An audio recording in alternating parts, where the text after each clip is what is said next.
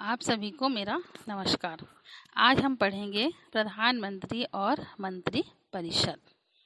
राष्ट्रपति को सहायता और सलाह देने के लिए मंत्री परिषद होती है, जिसका प्रधान होता है प्रधानमंत्री। प्रधानमंत्री बनने के लिए लोकसभा में बहुमत होना आवश्यक होता है, अर्थात आधे से अधिक सदस्यों का समर्थन प्राप्त व्यक्ति ही प्रधानमंत्री बन सकता है, जिसको राष्ट्रपति के द्वारा नियुक्त किया जाता है। प्रधानमंत्री अपने मंत्रिपरिषद के अन्य सदस्यों को चुनता है, जिन्हें राष्ट्रपति नियुक्त करता है। प्रधानमंत्री व्यवहारिक रूप में सर्वाधिक शक्तिशाली होता है।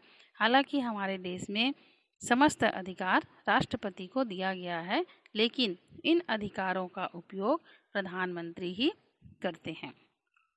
राष्ट्रपति मंत्रिपरिषद की सलाह के बिना यदि कोई कार्य करता है तो यह कार्य असंवैधानिक होगा। प्रधानमंत्री को लोकसभा में बहुमत प्राप्त होने के कारण यह विधायिका, संसद और कार्यपालिका दोनों पर नियंत्रण करके रखता है। प्रधानमंत्री राष्ट्रपति व संसद के बीच सेतु का काम करता है। लोकसभा विघटित हो जाने पर भी मंत्रिपरिषद समाप्त नहीं होती है, अर्थात जब तक अगली सरकार का गठन नहीं होता है तब तक मंत्रिपरिषद कार्य करते रहता है, जिसको राष्ट्रपति का सहयोग प्राप्त होता है। प्रधानमंत्री की नियुक्ति और सरकार के गठन के लिए लोकसभा में बहुमत प्राप्त होना चाहिए। बहुमत का अर्थ होता है लोकसभा में आधे से अधिक सदस्यों का समर्थन होना। वर्तमान में हम देखते हैं कि लोकसभा में कुल 543 सांसद सीट है, जिसमें से 543 ये चुने हुए सांसद होते हैं और 2 सीट एंग्लो इंडियन समुदाय से राष्ट्रपति के द्वारा मनोनीत होते हैं। तो जो 543 सांसद चुने हुए होते हैं, इनमें बहुमत के लिए कम से कम 272 सांसदों का समर्थन होना अनिवार्य है, अर्थात जिस भी व्यक्ति को 272 सांसदों का समर्थन प्राप्त होगा वही व्यक्ति प्रधानमंत्री पद पर बन सकता है। लोकसभा के चुनाव के समय में हम देखते हैं कि हमारे देश में अनेकों राजनीतिक पार्टियां हैं, राजनीतिक दल हैं, जैसे कांग्रेस पार्टी है, Bharatiya Janata party, Samajwadi party, Bahujan Samajwadi party, communist party.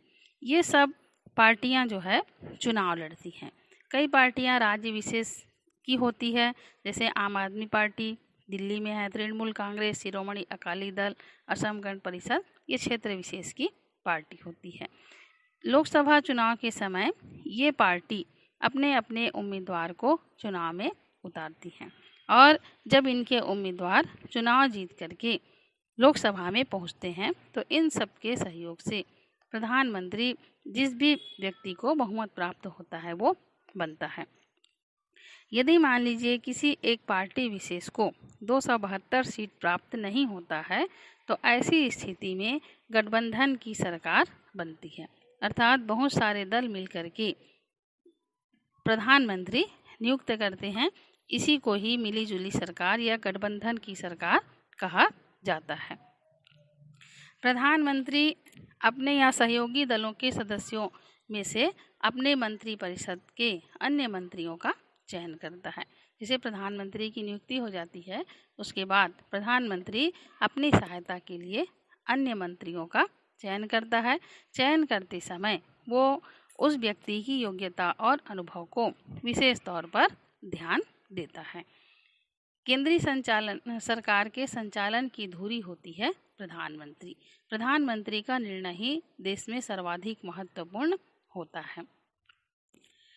मंत्रिपरिषद, जिसमें स्वयं प्रधानमंत्री भी शामिल है, लोकसभा के प्रति सामूहिक रूप से उत्तरदायी होता है, अर्थात जो सरकार लोकसभा में विश्वास खो देती है उसे त्यागपत्र देना पड़ता है। विश्वास खोने का अर्थ ये होता है कि उसको बहुमत प्राप्त नहीं होता है। सामूहिक उत्तरदायित्व की भावना क्या है? तो सामूहिक उत्तरदायित्व की भावना ये है कि सारे मंत्री एक दूसरे के कामों का समर्थन करेंगे और संसद में या सार्वजनिक रूप में एक दूसरे की आलोचना कभी नहीं करेंगे। ये भी माना जाता है कि सारे मंत्री एक दूसरे तथा प्रधानमंत्री की सहमति से ही कार्य करते हैं। यदि किसी एक मंत्री के विरुद्ध लोकसभा में अविश्वास प्रस्ताव लाया जाता है और यदि वो अविश्वास प्रस्ताव पूर्ण बहुमत से प्राप्त हो जाता है तो उस मंत्री को तो इस्तीफा देना ही पड़ता है, लेकिन उसके साथ ही साथ मंत्रिपरिषद के सारे सदस्यों को इस्तीफा देना पड़ता है। इसमें स्वयं प्रधानमंत्री भी होता है। उदाहरण, जैसे लोकसभा में अभी 543 सदस्य हैं, पूर्ण बहुमत के लिए चाहिए 272। यदि हमारे देश के गृह मंत्री के खिलाफ अविश्वास प्रस्ताव लाया जाता है कि इस मंत्री को अपने पद से हटाना है, लोकसभा में वाद विवाद होगा, बहस होगा, उसके बाद मतदान होगा।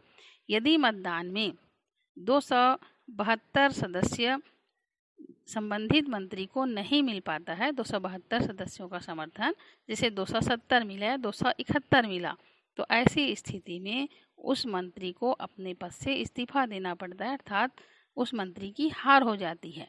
लेकिन यहाँ वो मंत्री तो इस्तीफा देगा ही देगा, उसके साथ ही साथ मंत्रिपरिषद के जितने सदस्य भी, जिसमें स्वयं प्रधानमंत्री भी शामिल होता है, सबको इस्तीफा देना पड़ता है।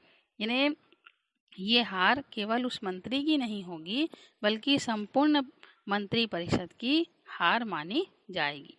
इसीलिए कहा गया है कि मंत्रिपरिषद के सभी सदस्य एक साथ तैरते हैं और एक साथ डूबते हैं, और यही सिद्धांत कहलाता है सामूहिक उत्तरदायित्व की भावना। मंत्रिमंडल के सदस्य राजनेता होते हैं और वे बहुत सीमित समय के लिए मंत्री होते हैं, अर्थात जब तक उनको लोकसभा में बहुमत प्राप्त होता है तब तक वे अपने मंत्री पद पर बने रह सकते हैं। हमारे देश में एक और कार्यपालिका होती है जिसे हम कहते हैं प्रशासनिक कार्यपालिका। प्रशासनिक कार्यपालिका जो लंबे समय के लिए नियुक्त होते हैं और संबंधित विभाग के कामकाज में निपुण होते हैं। प्रशासनिक कार्यपालिका का अर्थ होता है कि सरकारी नौकरी करने वाले लोग, जिसमें कलेक्टर हो गए, सचिव हो गए और जितने भी सरकारी विभाग के कामकाजी लोग, ये सब आते हैं प्रशासनिक कार्यपालिका में। और पुलिस जो है ये एक बहुत बड़ा प्रशासनिक कार्यपालिका का हिस्सा होता है। तो प्रशासनिक कार्यपालिका और जो जनता के बीच से चुनकर आती है वो कार्यपालिका, दोनों मिल करके देश को चलाते हैं, और इन दोनों की मदद से ही हमारे देश के कार्यों का संपादन जो है अच्छी तरह से होता है। तो ये तो हो गया प्रधानमंत्री और मंत्री परिषद। इसके बाद हम देखते हैं प्रधानमंत्री के अधिकार व कार्य। प्रधानमंत्री के अधिकार और कार्य जो है बहुत बृहद है। इसमें से कुछ अधिकार और कार्य को हम यहाँ पर पढ़ेंगे, जिसमें सबसे पहला है मंत्रिपरिषद के अन्य मंत्रियों का चयन करना। लोकसभा में बहुमत प्राप्त दल का नेता बन जाता है प्रधानमंत्री। प्रधानमंत्री बनने के बाद अपने कार्यों को अच्छे ढंग से संचालित करने के लिए अपने सहयोगी के रूप में प्रधानमंत्री मंत्रिपरिषद के अन्य सदस्यों या अन्य मंत्रियों की नियुक्ति का चयन करता है, और इसकी सूची जो है वो राष्ट्रपति को सौंपता है कि अमुक अमुक व्यक्ति जो है मेरे मंत्रिपरिषद में शामिल होगा। दूसरा है विभिन्न मंत्रियों के बीच विभागों का बंटवारा करना और उनके कार्य तय करना। मंत्रियों के चयन होने के बाद प्रधानमंत्री विभिन्न मंत्रियों के बीच विभागों का बंटवारा करते हैं। भिन्न मंत्रियों के बीच विभागों का बंटवारा, जैसे गृह मंत्री का कार्य होगा देश के अंदर देखना। विदेश मंत्री ये विदेश की देखरेख करेगा। वित्त मंत्री देश में वित्त विभाग की देखरेख करेगा। रक्षा मंत्री देश की रक्षा की व्यवस्था करेगा। मानव संसाधन विकास मंत्री, जिसको हम शिक्षा मंत्री भी कहते हैं, ये शिक्षा से संबंधित कार्य करेगा। रेल मंत्री रेल से संबंधित कार्य करेगा। इस तरह से बहुत सारे विभाग होते हैं जिसको प्रधानमंत्री जो है मंत्रियों के बीच बंटवारा करता है और उनके कार्य को तय करता है, निर्धारित करता है कि अमुक अमुक व्यक्ति या मंत्री अमुक अमुक कार्य को करेगा। तीसरा है मंत्रिपरिषद की बैठकों की अध्यक्षता करना। मंत्रिपरिषद की जब भी बैठक होगी, इन बैठकों की अध्यक्षता प्रधानमंत्री ही करता है। प्रधानमंत्री की अध्यक्षता में मंत्रिपरिषद की बैठक होगी और जो भी निर्णय वहाँ पर लेना होगा ये सर्वसम्मति से लिया जाएगा, जिसमें प्रधानमंत्री इन बैठकों की अध्यक्षता करके सबसे उनकी सलाह मशवरा पूछते हैं और उसके बाद कार्य करते हैं। अगला है, चौथा है, प्रधानमंत्री योजना नीति आयोग का पदेन अध्यक्ष होता है। प्रधानमंत्री योजना आयोग, पहले इसको हम बोलते थे योजना आयोग, मोदी सरकार के द्वारा इसका नाम बदल दिया गया, जिसको हम अब नीति आयोग के नाम से जानते हैं।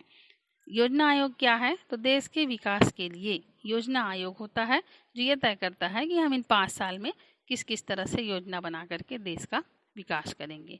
तो प्रधानमंत्री योजना आयोग या नीति आयोग का पदेन अध्यक्ष होता है और इनकी अध्यक्षता में ही योजना आयोग के जितने भी कार्य संपादित होते हैं।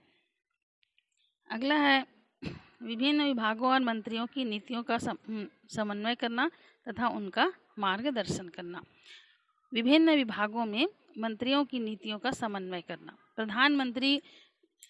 मंत्रियों के जो विभिन्न विभाग होते हैं, जैसे रक्षा है, गृह है, शिक्षा है, विदेश है, रेल है, कपड़ा विभाग है, जो भी विभाग है, खाद्य नागरिक आपूर्ति विभाग हो गया, कृषि विभाग हो गया, तो जितने भी विभाग होते हैं इन विभागों के बीच और मंत्रियों के नीतियों के बीच प्रधानमंत्री दखल देता है और समन्वय बना करके चलता है कि सभी मंत्री अपने अपने विभाग में अच्छे से काम करें। यदि कोई मंत्री उसको लगता है कि मुझको प्रधानमंत्री से सलाह लेनी चाहिए कि ये कार्य को मैं कैसे करूँगा, तो प्रधानमंत्री उस मंत्री का मार्गदर्शन भी करता है। यदि प्रधानमंत्री को लगता है कि ये व्यक्ति सही ढंग से काम नहीं कर रहा है, तब भी प्रधानमंत्री उनको मार्गदर्शन दे सकते हैं कि आप इस तरह से कार्य करके अच्छे तरह से देश की सेवा कर सकते हैं, नीति और नियम बना सकते हैं। ये तो है प्रधानमंत्री के अधिकार और कार्य। और बहुत सारे अधिकार और कार्य है, जैसे प्रधानमंत्री एक कड़ी के रूप में काम करता है।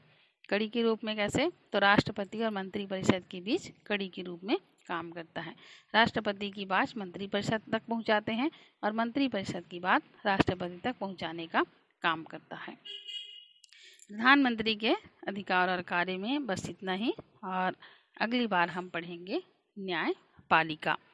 तब तक के लिए मुझे आज्ञा दीजिए। नमस्कार।